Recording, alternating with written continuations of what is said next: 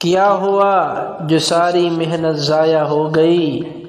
کیا ہوا سب نے چھوڑ دیا؟ کیا ہوا سب کے برے بن گئے؟ کیا ہوا اگر زندگی میں مسلسل ناکامی ہے؟ کیا ہوا مسلسل تنگی ہے؟ کیا ہوا کوئی راہ نظر نہیں آ رہی؟ یاد رکھے اللہ آپ کے ساتھ ہے، وہ آپ کو بولے گا نہیں تو پھر کیا غم، پھر کیا پریشانی؟ لوگوں کی بیزاریت پر پریشان نہ ہو، آپ مسلمان ہیں، آپ کے پاس اعزاز ہے، آپ کا رب آپ سے بیزار نہیں ہوگا، تو پھر مسکرائیے اور ہر دکھ درد تکلیف کو سپرد خدا کر دے، پھر ایک سکون نازل ہوگا جو ہر چیز سے بے نیاز کر دے گا، اور عن قریب آپ کا رب آپ کو اتنا دے گا کہ آپ خوش ہو جائیں گے۔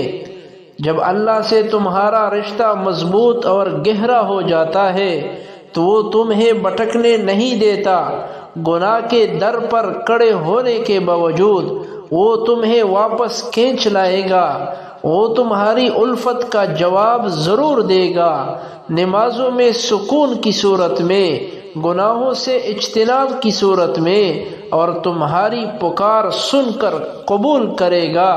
وہ رب بہت مہربان ہے۔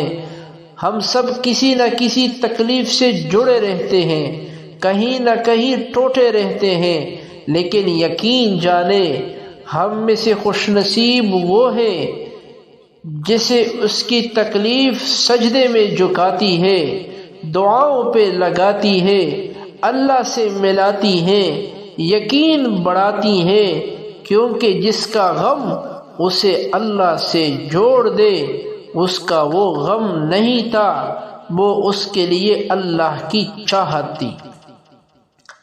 ایک اللہ ہی تو ہے جس سے سوچ کر بات نہیں کرنی پڑتی، جس سے بات کرتے ہوئے موقع محل نہیں دیکھنا پڑتا، جس سے اپنے دل کی باتیں شیئر کرنے کے لیے اس کا موڈ نہیں دیکھنا پڑتا۔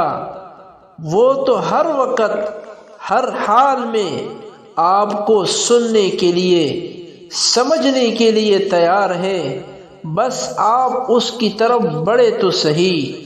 اللہ آپ سب کا ہے، گنہگاروں کا بھی اور نیکوکاروں کا بھی، بس آپ نے اللہ سے شیئرنگ کرنی ہے، اور شیئرنگ بھی نہ کرے وہ آپ کے دلوں کی کیفیت جانتا ہے، بس آپ نے اللہ کو پکار لینا ہے، وہ آپ کی زخمی دل کو سمیٹ لے گا۔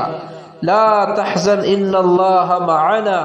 ویڈیو کو لائک اور شیئر ضرور کریں۔